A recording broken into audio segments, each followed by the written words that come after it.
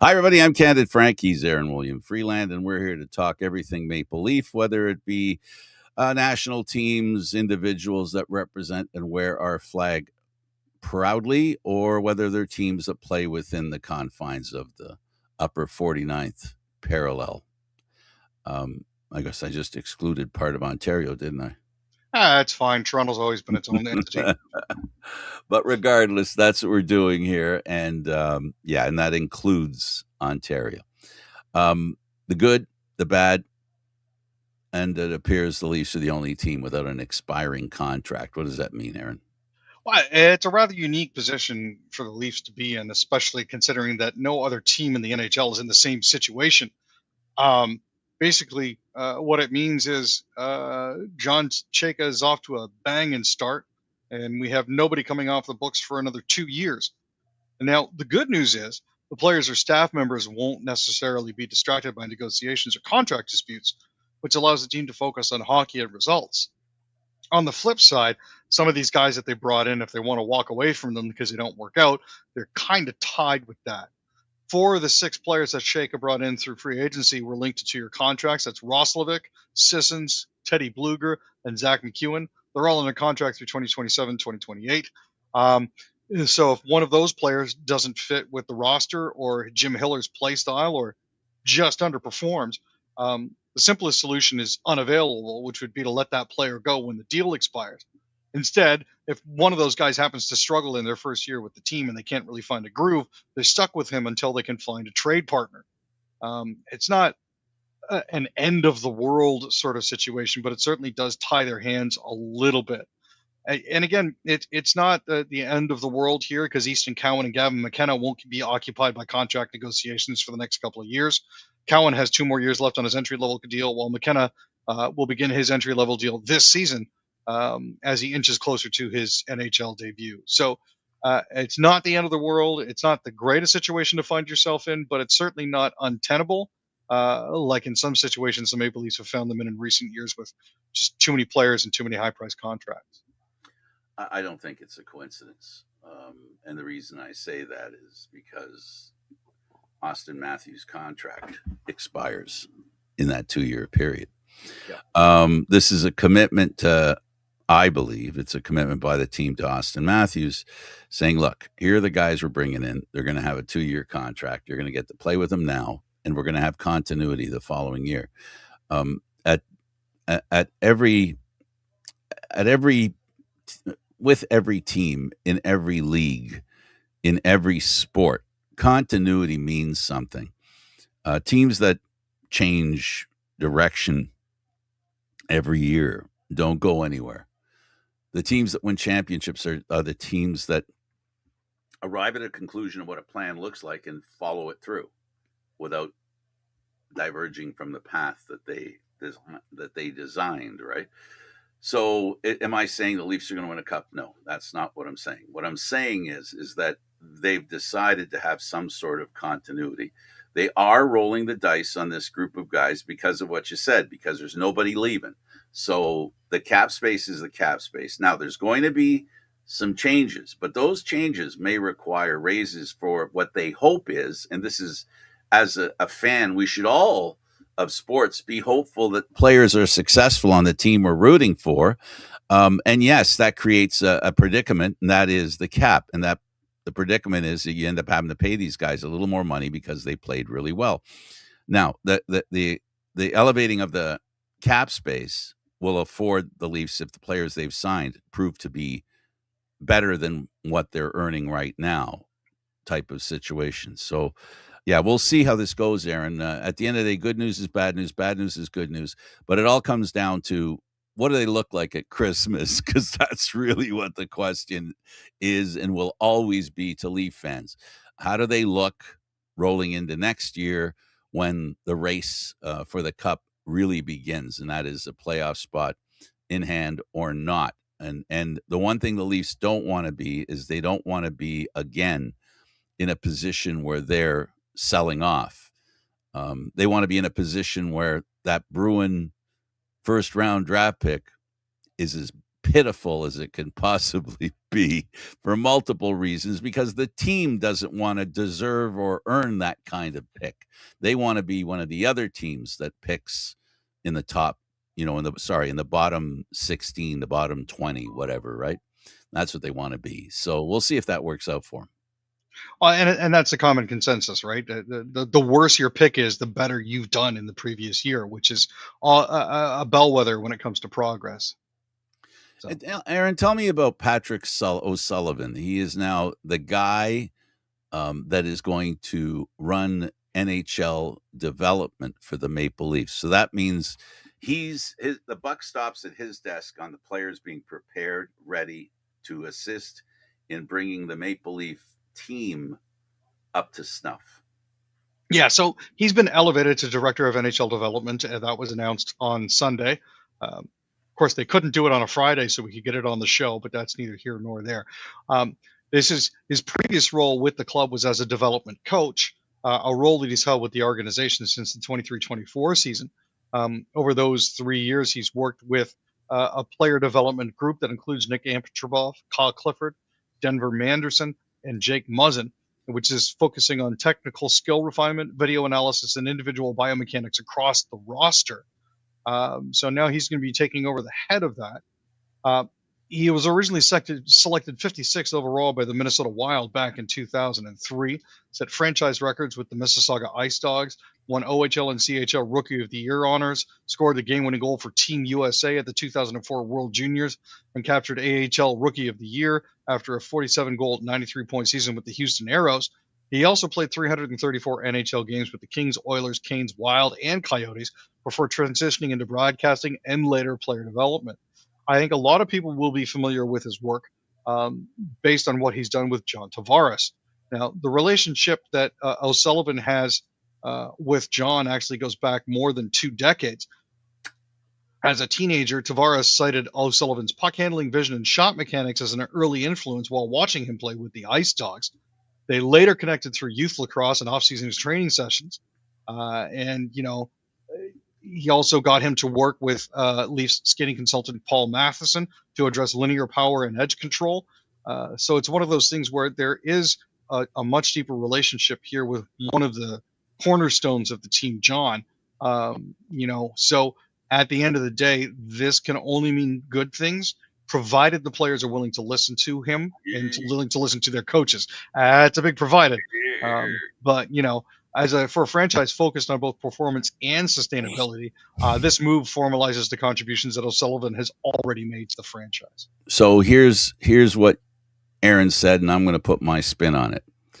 This is a guy who has successfully shown and worked with John Tavares, one of the best players in hockey in his time as a hockey player. A guy who didn't and doesn't have all the attributes that you associate with a superstar, fleet of foot, that kind of stuff. John Tavares's greatness is all based on a commitment to hard work and a regimen. What does that mean? That means that he's a guy that's getting the most out of his body and his abilities. And that's what Patrick O'Sullivan's job is by definition. Every player that comes to the Maple Leafs, his job is to make them the best player they can be, not necessarily emotionally. That'll be a different person, but mechanically, it's going to be his responsibility to give the players the mechanics required to be a good professional hockey player. And that means it's layered. In other words, even if you're not fleet as foot as Tavares is, there's a part of the game that you can use to cover that up. There's a speed even when you're not fast, and it's about intelligence and about understanding the game, and that's what John Tavares does. Anybody out there who thinks they could predict how many goals John Tavares has scored the past couple of years, based on his age, based on the fact that people all assumed he was going to lose a step. And guess what? He has lost a step. But somehow, even having lost that step, there's something in his game that salvages a great career. And that's the job of O'Sullivan. O'Sullivan's got to get the best out of each player, working on their strengths and minimizing their weaknesses. Because anybody who doesn't understand how hard Tavares works doesn't know the Play-Doh that he's starting with. He's a great athlete, but more than that, he is a consummate professional. And that's what O'Sullivan's job is, to make all the players as professional as he can. And he has a poster boy for it. So that's kind of helpful too, right? Right, Aaron? 100%. 100%. So now let's talk about Patrick Laine. So here's a guy that we may all remember or not. When Austin Matthews was drafted, there was a question at the draft: who do you get, Matthews or Laine? And after they were drafted, there was this battle you may or may not remember out there, but I'm here to tell you. There was the question of which one's really the best player, the guy in Winnipeg or the guy in Toronto. And we know that Laine somehow fell short, and he has had some bad luck with injuries, of course. But I think the biggest thing he's had bad luck with is consistency and his inability to continue being a superstar throughout the season, as opposed to in parts, which is why he's available today, Aaron, right? Exactly. And again, it's and I think this is where O'Sullivan can come into play as well, because of his history with helping players maintain and improve themselves and continue to develop. Tavares hasn't exactly been injury free over the course of his career. And I'd like to think over the course of the past 3 or 4 years that O'Sullivan has also had a part in making sure that, John stays where he needs to be. The same can be applied to Laine. There are some holes in his game that could stand to use a little patching, and I think O'Sullivan might be the guy to do that. But you have to take into consideration as well whether or not he's going to be able to regain his previous form, if he's got the confidence for that, and how they're going to be able to fit his contract in. So I agree with you, and I think that to O'Sullivan's point, and this team and the way they wanted to move, the way the big boss of MLSE said, analytics is going to be the key. This is a case of analytics being important, but the visual experience of watching a player and seeing what they do, the numbers don't lie. I get that. The trends don't lie. What a player does can show up statistically, but there's also the part that I think O'Sullivan's key thing is that it's what he sees in the player as well. So it's about looking at the player, using the stats that they have in their hand, but looking at him and seeing if there's anything that they can see that identifies an issue that needs to change. Like with hitters, they talk about the back foot, they talk about bat height, all this stuff. It's easier with baseball because it's so statistically obvious, right? And people can learn from that. So at the end of the day, there has to be an identification of why he's not scoring as much as he used to. Is it his feet? Is it his arms? Is it his wrists? What is it? So that's O'Sullivan's job. And if the Leafs think that he has the makings of being a 30, 40 goal scorer again, without being a handicap defensively, it'd be silly for them not to get him. Now, the question is, how much money do they have to give him? How desperate is he to be a Maple Leaf? How desperate is he to be another team? And how much are teams willing to, how far up the scale of pay do they want to go? Is this an $895,000 a year guy? I don't think so. I think they're going to have to go up the scale a little bit. But then the question becomes, what does this guy want this year? Does he want to do something to prove he's got value? Is he willing to sacrifice this season and the Leafs take advantage of that if they can get him, or any other team? Then he becomes a bargain. He becomes a bargain because there's upside as opposed to downside. Like, you pay this guy $4 or $5 million to get 15 goals and be a disadvantage defensively, then that's bad money, and no team wants to spend bad money. No, that's obviously never the goal. Occasionally, sometimes it does happen, but that's obviously never been any team's goal. Yeah, a great score. Looked good with Montreal when he came back from that injury. Remember in the exhibition season, he got hurt by a Leaf defenseman, broke his ankle, came back. He looked really good, but then he slipped into that not so good out of the lineup guy that he became with Montreal. Let's go over to what we call our second period. And leading off the second period is That's a good way to describe this team. Leading off this period is the Jays. And they almost swept the Phillies, but they didn't quite do it. And the reason they didn't do it is this damn guy that hits a ton of home runs, who hadn't hit a home runs in like 30 days or something. And guess when he decides to hit a home run, not only one, but he hits two. Yeah, absolutely unbelievable timing. Schwarber looked absolutely human in the home run derby. I'm sorry, Philly fans, but it is what it is. Derek Hill single with the bases loaded in the 12th. Jesus Luzardo struck out 12 in 7 innings. I mean, Andres Jimenez had a 2-run single in Toronto's 3-run 8th inning that tied the game at 5, certainly pulling off the heroics. But unfortunately, it wasn't enough. Now, I take comfort in the fact that the Jays have won 4 out of their last 5 series, not including that 1-game stopover in Chicago, which didn't exactly go as planned. Certainly there's a sign that they're doing at least marginally okay at this point. They're playing better than 500 ball. They start a 7-game homestand tonight against Boston. Jameson Talon is going to be facing Sonny Gray.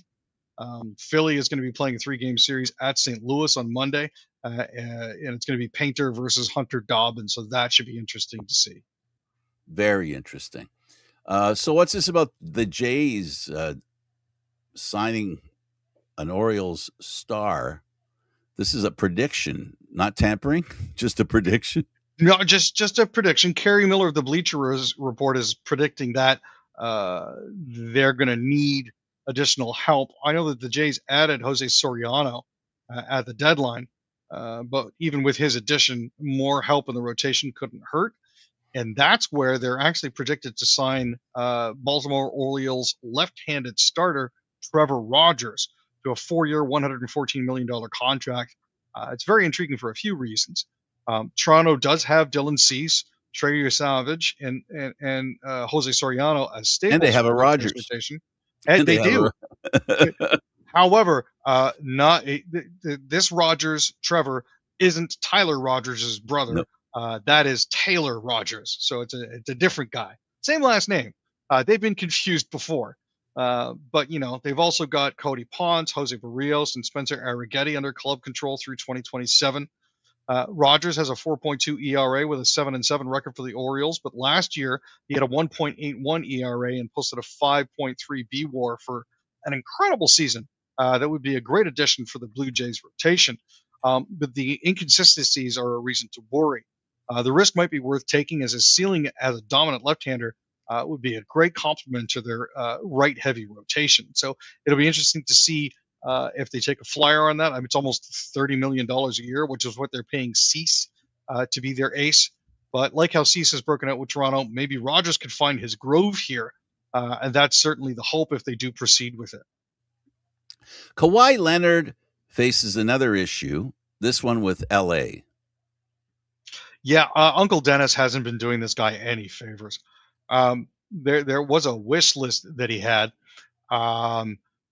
Basically, Uncle Dennis asked team officials for part ownership of the Los Angeles Lakers. A private plane would be available at all times, a house, and last but certainly not least, a guaranteed amount of off-court endorsement money that they could expect if Leonard plays for their team. All of those items were to be clear, would fall outside the confines of the league's current collective bargaining agreement. This is just more fuel to the fire here as to what's actually going to happen. Not even sure now if the trade is going to happen, but the damage that all of this and how long the initial investigation has dragged on for is certainly not helping Kawhi Leonard's legacy in the NBA, that's for sure. Man, oh man, oh man, oh man. This is not just an isolated case. It's becoming a pattern, and one that the league is not, the league has to, it gets to the point, Aaron, where if this kind of stuff's going on repeatedly and all these stories pan out to being real and real problems, they're going to have to slap his wrists at the very least. And by slap his wrists, I mean, make him pay, make him pay financially and maybe even suspend him for a year. I mean, this is ridiculous. At some point, somebody knows they're violating the rules. Somebody who does it once, you go, okay, dummy, what a guy, stupid agent didn't know what was going on. But when it seems that he's doing this consistently year after year, looking for a way to circumvent the cap, it's not a good look. And I don't understand why the Jays, why the Raptors just don't all of a sudden just go, you know what? Let's back out of this. This isn't what we traded for. This isn't the situation. We feel we made a trade for an asset, and this asset is not only diminishing, but it could disappear with all this stuff continuing. Right? Oh, 100%. And let's be clear here. His playing ability has never really been in question. The thing that's come into question is everything else that goes on outside of that, which is what's most damaging. Yeah, he's the reason they invented this thing where you sit out, for health reasons, just to maintain yourself. Has those maintenance days that he doesn't play, and they're not because he's injured, but because you know what, he can only play 4 out of 5 days. That kind of stuff. It's because of him that stuff was invented. Whole term was invented. Let's go to MLS and let's talk about Commissioner Larry Berg. What's up with him? So there's a new guy. That would be Larry Berg. He was introduced as Major League Soccer's second commissioner. This is the former Los Angeles Football Club lead owner. He said that at this point here, his responsibility is to work with the clubs, owners, and everyone across the league to build on a foundation to help MLS reach its full potential. The initial commissioner, Don Garber, helped build MLS from a fledgling operation fighting to stay afloat and relevant to a 30-team behemoth. From here, Berg says they want to invest greatly to expand that. He wants to expand the salary cap from $6.4 million to be in the $12 to $21 million range. Now, owners are obviously in agreement with him because they're saying that the current system is too restrictive. But his number one job, he says, is enhancing the roster investment model so teams can have more freedom that can construct teams that work best for their markets. Basically, what this means is your ticket prices are probably going to go up. Well, at the same time, for the first couple of years, the quality of play is going to go down as teams struggle to attract other top flight talent from other leagues who are used to being paid more. It's going to be an interesting season for sure once it starts. Status quo, said Berg, is not an option. They've got an extraordinary foundation, except from the clubs, terrific fans, and tremendous momentum. Now it's time to pull the right levers, make the right decisions, and build on everything that's been created so far. So we'll have to see how all of that goes. Absolutely, totally true. And when it comes to MLS, we've seen from the TFC perspective, where if you bring in a couple of high-priced players and you're only limited to one or two, if they don't pan out, that affects your team very adversely, and we've seen that firsthand here in Toronto. It's a heck of a problem to have. I got to be honest with you. Absolutely. Well, Fernandez, greatest Canadian female player, doesn't make it past the 4th round. Yeah, it was a little bit upsetting. She dropped a 6-4, 6-4 decision to Naomi Osaka. Switzerland's Belinda Bencic followed with a 6-4, 6-0 win over Alexandra Ayala to end the run to the breakout star from the Philippines. Fernandez was seeded 30th. She broke at 3-3 in both sets, with Osaka, the number 11 seed, closing out the match with her 6th ace to complete the win in an hour and 22 minutes. Now, Fernandez upset 5th-seeded Mira Andreeva of Russia to reach the round of 16 in the first place. But unfortunately, it was small decisions that were made over the course of the match that just mounted up over and over and over again to a string of errors. 7 other Canadian players, including Bianca Andreescu, were given wildcard entries, but all were eliminated in the first or second rounds. Gabriela Dabrowski, the world number 3 player with a substitute partner as her usual partner, Luisa Stefani of Brazil, had an elbow injury, was done. It's difficult at this point here because it just feels like hometown fans are getting chinched a little bit when it comes to this sort of thing. But there is no doubt in my mind that whoever wins this will have deserved it. Absolutely. Let's go to the Canadian Football League. Horvath scores twice as the Lions defeat the Ticats. Xander Horvath had 2 touchdowns, and Sean White converted a field goal with 30 seconds left on the clock. to lift the BC Lions past the Hamilton Ticats 27-24 on Saturday. Nathan Rourke returned to the field for the Leos after 3-game injury absence to make it back-to-back wins as BC is trying to climb the Western Division standings. Rourke orchestrated a really fantastic-looking 11-play, 16-yard drive to set up White's kick, delivering the football to Justin McInnes and Javon Cottoy, for the key first down pickups. White did the rest from 24 yards out, and that was pretty much all she wrote. A bit of a deflating loss for Hamilton, especially to lose it so close to the end. But there are signs of life. They're halfway through their season. They're 3-6, and the Argos are 4-4. That's not good news for them because there are teams in the West that are doing real well. Alexander and Philpott, the other Eastern team, did a number on the Elks. Yeah, Philpott actually found himself in the end zone 3 times for a touch for a hat trick of touchdowns, basically, as the Owls put a curb stomping on the Edmonton Elks 48-30 at Percival Molson Stadium, and they extended their win streak to 6 games. One of those things where he couldn't seem to do anything wrong. He had 10 passes for 131 yards. Davis Alexander had his 8th 300-yard performance in 9 games, finishing with 352. 4 passing touchdowns, a rushing touchdown, and an interception on 22 out of 28 passing. Cody Fajardo got the Elks on the board early in the second quarter with a dive from the 1, becoming the 9th player in CFL history to throw for 100 touchdowns and rush for 50. All is not lost. There is some hope here. But yeah, the way that things are going here, it's been an interesting season, mainly because Toronto at 4-4 has spent a lot of time on the road. Montreal has been absolutely dominant at 8-1 so far this season, well ahead of Saskatchewan. Interesting way everything's played out so far. The Argos are in a good situation with Hamilton playing so poorly. They can concentrate on the process and concentrate on what it'll take to be a really good team come playoff time. Because if Hamilton doesn't put up a better fight, no other team can take over a playoff spot from the Argos. Only Hamilton and Ottawa can. And both those teams could lose a playoff spot to a Western team. So the Argos are in an excellent position in as far as they can concentrate on what they need to do. And there's a lot to be done, and their quarterback needs to get into midseason form. Like, as much as he's had a lot of yards, he's churned a lot of yards, he's made a lot of mistakes, which I think have to do with a year and a half away from the game, in my opinion. With him spending some time now, we'll see how he can straighten out his game.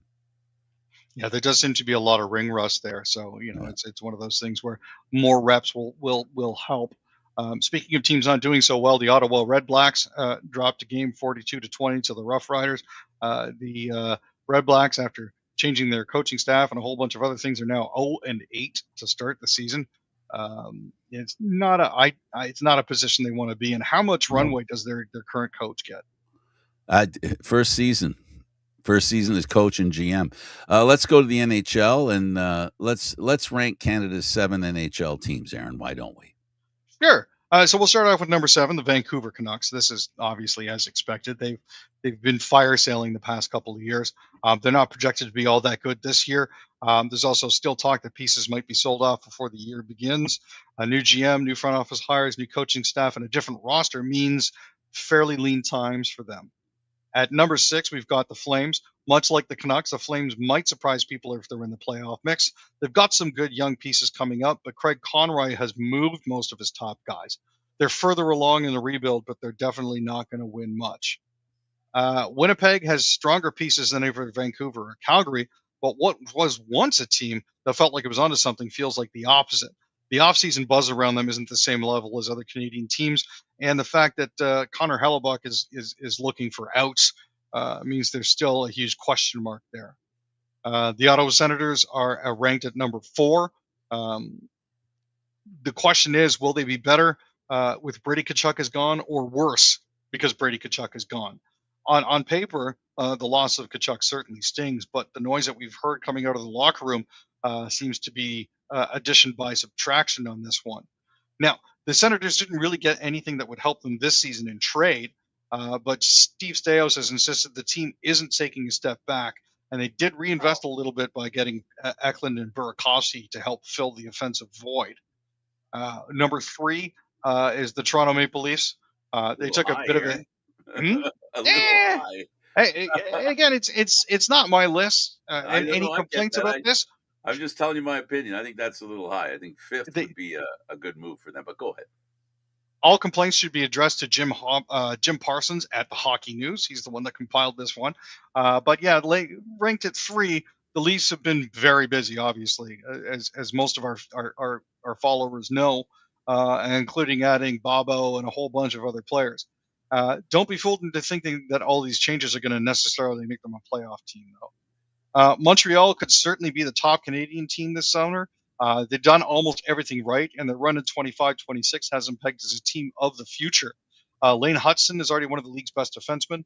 Nick Suzuki won the Selke while hitting 100 points. Cole Caulfield got himself 50 goals, and Juraj Slafkovsky continues to develop into a power forward. Ivan Demidov is going to be a star, and their blue line and goaltending aren't glaring weaknesses like they were in the past. Whether or not Coach St. Louis can get them over the hump remains to be seen.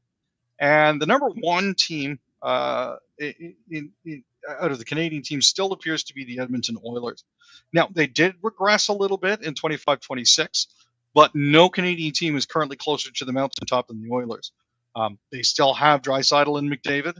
The big question mark going into the season is not who's on the ice, but who's behind the bench. And that's going to be Mike Babcock as the new head coach. It could be a massive success, but it could also be a disaster. And like a lot of people are going to be watching to see if they can actually prove that they're doing it right. So, boy, it's going to be interesting. It's going to be an interesting season because a couple of years ago, Canadian teams were peeking into the playoffs, looking really good, and being on the verge. They seem to all be on a curve of getting better, right? This year, there's concern that there could be steps back, or they're entering into what you called this best the order that their power rankings for Canadian teams. They could really hopscotch all over the list, all over the list. The only team I think that has any consistency to lean on, that's the Montreal Canadiens. Now, that's not to suggest that they're the best team. I'm not going to argue about whether Edmonton is or isn't, but you can't bet against a team with Draisaitl and David. You can't do that. No. Hudson makes big jump to the NHL's top 20 D-men right now rankings. That's not a surprise. No, he's made steady market improvement over the course of his career so far. He's landed now in 19th place in the NHL Network's top 20 defensemen right now rankings. After having an even better sophomore season, he jumped 13 spots to land on 6th place in the same rankings this season. That's the biggest jump in the rankings for him. One of the big aspects of his game that progressed last season was his shot. He scored 12 goals in his second season after scoring just 6 in his first year. The fact that he's been getting a lot of setup time from Ivan Demidov and getting plenty of advice from Adam Nicholas is what really helps. That, coupled with his work ethic, has fired him up the list like a rocket. So it's great to see. 25 years ago, the Ottawa Senators traded Alexis Yashin, and guess what? The remnants of that trade still exist. Yeah, it's kind of crazy how far this has actually gone. It's a little bit long to go through, but at this point, I'm just going to sum it up nice and quick. Alexei Yashin was traded for a 2001 number 2 pick, which turns into Jason Spezza. Jason Spezza was traded for Nick Paul. Nick Paul was traded for a 2024 4th-round pick, which turned into Blake Montgomery, who is still in the league. So that 25-year trade tree is still alive. Wonder of wonders. Let's go Jets. Yeah, it's going to be interesting to see if they're competitive without Connor. He's been one of the league's best goaltenders for quite some time now. If Cheveldayoff does decide to trade Hellebuck, Winnipeg is likely downgrading in the crease at the very least. However, there's been no real movement. It just seems like the demands aren't fulfillable for the teams that would be interested in picking them up. The price is just too steep. Let's talk a little more about the Oilers. So according to their GM, Bowman made some hints about timing and opportunity. The Oilers finally have cap flexibility. Bowman was asked if this offseason is different than others because the team has cap space. He said, well, sure. And it's my first 2 seasons running the Oilers. They were defined by a lack of ability to get things done because I was handcuffed. They'd often operated out of LTI just to stay cap compliant a lot of the time. So is what Bowman was saying. But he's also saying, you're not necessarily hoarding space. They're just kind of biding their time. Holding cap space is Edmonton positioning itself to finally be a buyer at the secondhand market, not just at the trade deadline, but at any point a good player becomes cheaply available. Line A has been linked with them. Tarasenko has been linked with them. But he's thinking of a bigger swing or a more impactful ad as opposed to those names as the teams make changes and players become available throughout the season. It's just not going to be right away. Yeah, instead of players that you're hoping return to greatness, one that is actually great right now and will continue it in an Oilers uniform, which is the key. Let's talk about the last Canadian team, the Canucks. So there's a few Vancouver minor hockey organizations that might be experiencing some pains. In particular, the Vancouver Angels, a girls hockey association. They recently put out a joint statement showing concern for a proposed action by the NHL's Vancouver Canucks that they say is going to reduce access to ice for minor hockey associations in the area. The issue stems from a proposed plan from the Canucks to finally build a practice facility that would also remove a community rink at the Britannia Community Center from use. Between the Vancouver Angels, Vancouver Thunderbirds, and Vancouver Minor Hockey Association, there's about 2,000 minor hockey players that could potentially be affected by taking that rink out of service. And again, Vancouver hasn't added any new ice rinks basically since the 1970s, while demand remains high. That's 55 plus years here. So any loss of anything for Vancouver to get a new practice facility for themselves is to the detriment of growing hockey out there. Absolutely. Aaron, this was fun. Thanks for doing this. Appreciate it, Frank. He's Aaron William Freeland. I'm Candid Frank Sneeshy. Thanks for watching. We'll see you again next time. Have a great week, everybody.